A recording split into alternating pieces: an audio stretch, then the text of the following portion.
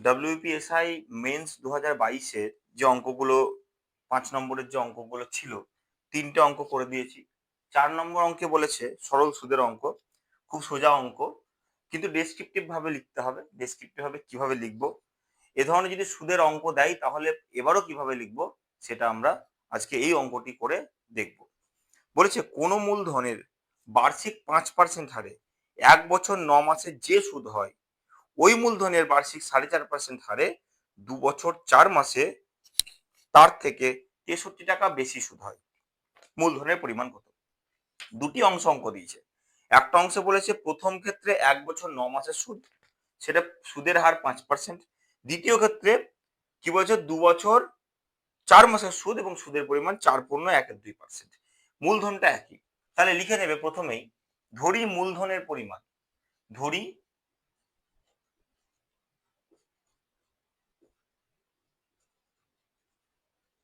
মূলধন, যাকে আমরা অ্যাকচুয়ালি প্রিন্সিপাল অ্যামাউন্ট বলি, সেটা হচ্ছে পি টাকা। পি টাকা আমি ধরে নিলাম। ঠিক আছে, এক্স ধরো বা পি ধরো, আমি পি ধরলাম। পি প্রিন্সিপালের প্রথম ও মানে যে এটা আছে পি, তাই একে পি ধরে নিলাম। ঠিক আছে, তাহলে অতএব প্রথম ক্ষেত্রে প্রশ্নানুসারে প্রশ্নানুসারে কি বলেছে? প্রথম ক্ষেত্রে কি বলেছে প্রশ্নানুসারে? যে 5% হারে সুদের পরিমাণ প্রথম ক্ষেত্রে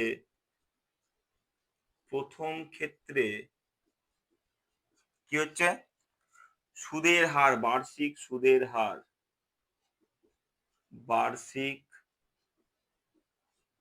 সুদের হার, বার্ষিক সুদের হারকে আমরা রেট অফ ইন্টারেস্ট বলি, বা আর লিখে দিলাম R1, যেহেতু প্রথম ক্ষেত্রে R1 দিলাম। R1 সমান কত? 5%। আর কি বলেছে? সময় এবং প্রথম ক্ষেত্রেই চলছে, হ্যাঁ, সময় প্রথম ক্ষেত্রে যেহেতু তাই একে আমরা T1 ধরলাম, সমান কত? 1 বছর 9 মাস। 1 বছর 9 মাস। যেহেতু সরল সুদের ক্ষেত্রে বা চক্রবৃদ্ধি সুদের ক্ষেত্রে মাসে বা দিনে ক্যালকুলেশন করা হয় না, পুরোটাই বছরে করতে হয়। তাই 1 বছর 9 মাসকে আমরা কিভাবে বছরে করব? 1 বছরটাতে 1 বছরই থাকবে। 9 মাসটা হয়ে যাবে মাস, 12 মাসে 1 বছর, তাই 12 দিয়ে 9 মাসটা বিয়োগ, এই যোগ, এই 9/12। এবার এটা 1 বছরের সঙ্গে যোগ হয়ে গেল। এত হয়ে গেল বছর। আচ্ছা, এবার কি হবে? 12 কে 12 হবে লসাগু। 12 কে নিচে 1 আছে মানে 12 লসাগু। এবার 12 কে 1 দিয়ে ভাগ করলে 12 হয়। 12 এর সঙ্গে 1 গুণ করলে 12। 12 কে 12 দিয়ে ভাগ করলে 1 হয়। 1 এর সঙ্গে 9 গুণ করলে 9। 12 আর 9 এত বছর। যতটা সম্ভব ডেসক্রিপটিভ ওয়েতে লিখবে। সমান কি হবে? সমান হবে 12 আর 9 21/12 বছর। প্রথম ক্ষেত্রে সময় এটা হয়ে গেল। ঠিক আছে, এবার কি করতে হবে? এবার আমাকে সুদ বার করতে হবে। প্রথম ক্ষেত্রে সুদ কত হচ্ছে? প্রথম ক্ষেত্রে সুদ এবং দ্বিতীয় ক্ষেত্রে সুদ দিয়ে সেটা বিয়োগ করে দিলে আমরা 63 টাকা পেয়ে যাব। তাহলে আমি প্রথমে লিখব 100 টাকার 1 বছরের সুদ আর টাকা হলে, এখানে কত? 1 বছরের সুদ 5% বলেছে, মানে 100 টাকা 5 টাকা। তাহলে পি টাকার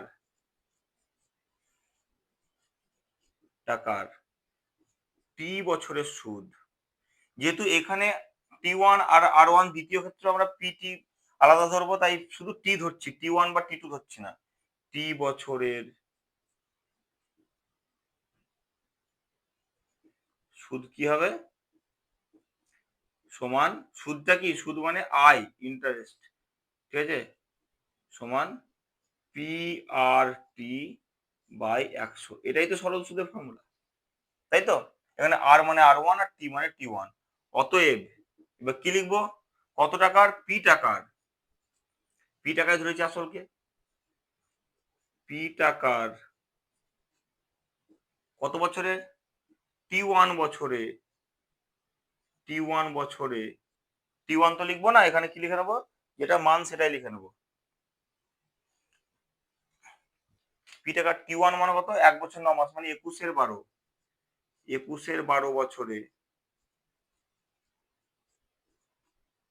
বছরে কত কত 21/12 পার্সেন্টেজ কত, 8% হারে,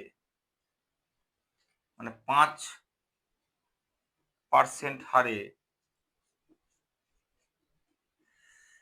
সুদ, সুদটা কি ধরবো, প্রথম ক্ষেত্রে সব ক্ষেত্রে R1 T1 ধরেছি, সুদটাকে ধরবো I1, I1 সমান কত হচ্ছে, PRT, তাহলে পি, ঠিক আছে, ইন্টু আর মানে কত 5%, ইন্টু টি মানে কত 21/12, 21 নিচে হবে 12 বাই 100, মানে নিচে হবে 100, এত টাকা, টাকা। এটা ক্যালকুলেশন করলে কি দাঁড়াচ্ছে, ক্যালকুলেশন করলে দাঁড়াচ্ছে দেখো 5, 20, 100, ঠিক আছে, আর কাটছে না, তাহলে 21 পি বাই 20 ইন্টু 12 কত হবে, 12 দুগুণ 24, 240, এত টাকা। এটা I1 দাঁড়ালো, প্রথম ক্ষেত্রে সুদের পরিমাণ দাঁড়ালো। এবার দ্বিতীয় ক্ষেত্রে, দ্বিতীয় ক্ষেত্রে এবার দ্বিতীয় শর্তানুসারে বা ক্ষেত্রে সারে যেভাবে লিখবে শর্তানুসারে কি বলেছে, একইভাবে মূলধনের বার্ষিক মূলধন তো পি, আসল তো একই, তাহলে সুদের হার, সুদের হার,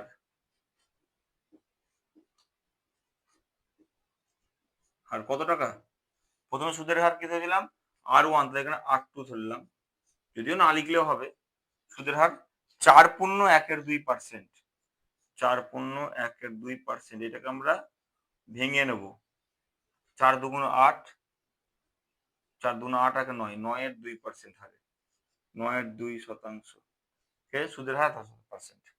আর কি বলেছে, সময় 2 বছর 4 মাস, এবং কি বলেছে সময়,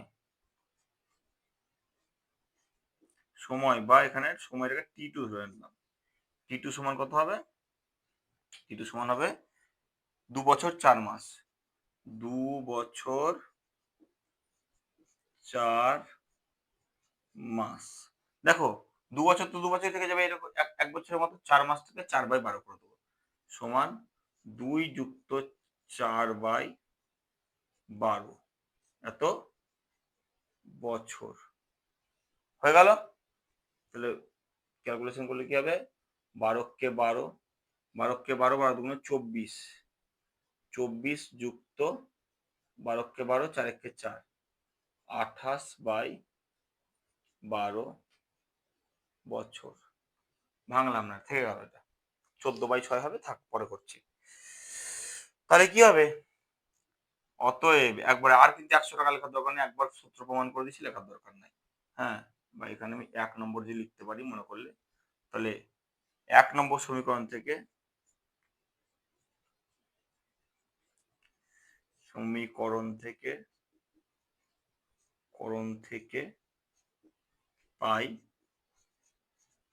কি পাই, যে I equal to PRT by 100, PRT by 100, তাহলে এখানে কি হবে, I2 ইকুয়াল টু সুদের হার, তাহলে পি টাকার কত পার্সেন্ট হারে, কত বছরে, 28/12 বছরে, ঠিক আছে, কত পার্সেন্ট হারে, 9.2% হারে, হারে সুদ, এখানে সুদটা কত দিয়ে করতে I2, ঠিক আছে, সমান কত হবে, PRT, পি ইন্টু আর মানে কত 9/2, ওপরে 9, নিচে লিখলাম 2, 9/2 ইন্টু পি আর টি, টি মানে কত 28/12, 28 নিচে লিখলাম 12 বাই 100 টাকা আগে দিয়ে দিলাম, পি আর টি বাই 100। এটা কাটাকাটি করবো, কি হবে 4 7 28, 3 4 12, 3 3 9, তাহলে কত হলো 21 পি বাই 100 ইন্টু 2 মানে 200, 200 এত বছর, এই সরি এটা টাকা, এত টাকা, এটা সুদের হার এত টাকা। এবার দেখো কি বলেছে, কি বলে দিয়েছে, কি শর্ত দিয়ে দিয়েছে, বলছে দ্বিতীয় ক্ষেত্রে কি হবে 63 টাকা বেশি হয়। তাহলে এবার শর্তানুসারে লিখবো বা প্রশ্নানুসারে লিখবো যে দ্বিতীয় বছরের 2004 মাসের এত পার্সেন্ট 4.5% হারে সুদ কি হবে 1 বছর 9 মাসের 5% হারে সুদের থেকে 63 টাকা বেশি। তাহলে প্রশ্নানুসারে বা শর্তানুসারে, প্রশ্নানুসারে লিখবো প্রশ্নানুসারে কি হবে I2 মাইনাস I1 সমান 63 টাকা, 63, ঠিক আছে। I2 মানে কি পেলাম, I2 মানে পেলাম 21 পি, 21 পি বাই 200 মাইনাস বা লিখবো মাইনাস, এখানে কি পেয়েছি I1 21 P by 240, 21 P by 240 সমান 63, ঠিক আছে। বা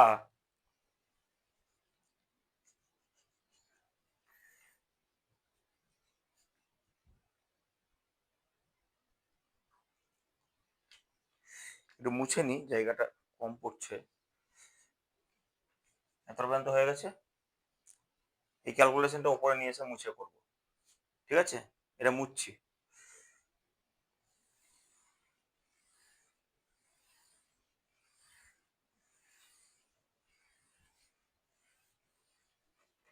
সমীকরণ থেকে কি পেলাম, তাহলে কি পেলাম 21 P by 200 minus 21 P by 240 সমান 63।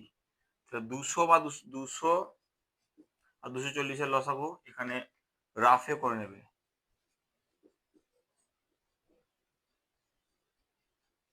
কি 200 আর 240 মুখে মুখে পারলেও রাফে একবার করে নেবে, যাতে এক্সামিনার এটা দেখতে পায়। কত হবে 2 দিয়ে 100, 120, 2 দিয়ে ডেসক্রিপটিভ ওয়েতে মানে এইভাবে করবে 60, 2 দিয়ে 25, 30, 5 দিয়ে 5, 6, তাই তো। তাহলে লসাগু কি হবে, লসাগু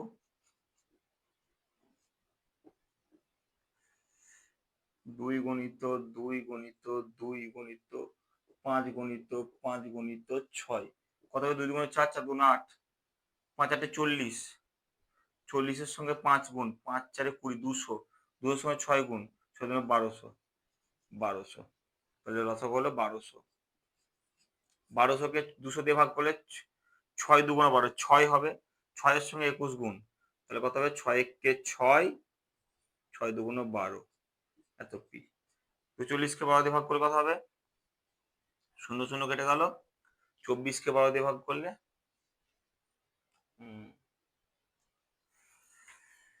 কেটে গেল 120, তাহলে 12 2 24, 10, উপরে হয়ে গেল 24, 24 1 24, তাহলে হলো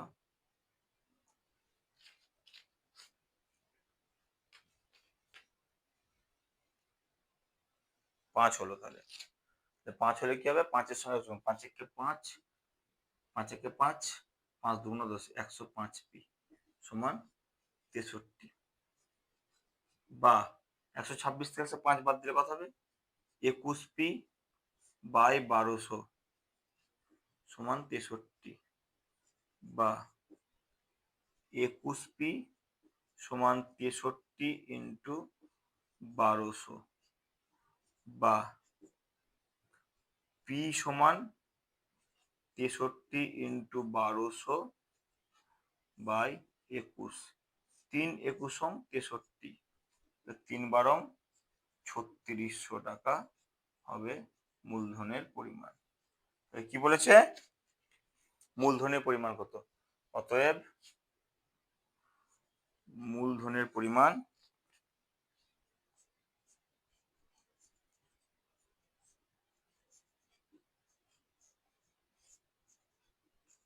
পরিমাণ 3600 টাকা। অঙ্কটা বিভিন্নভাবে করা যায়, তবে এইভাবে ডিটেলসে করার চেষ্টা করবে। যত ডিটেলসে করবে তত বেশি তোমরা কি নাম্বার কিন্তু পাবে।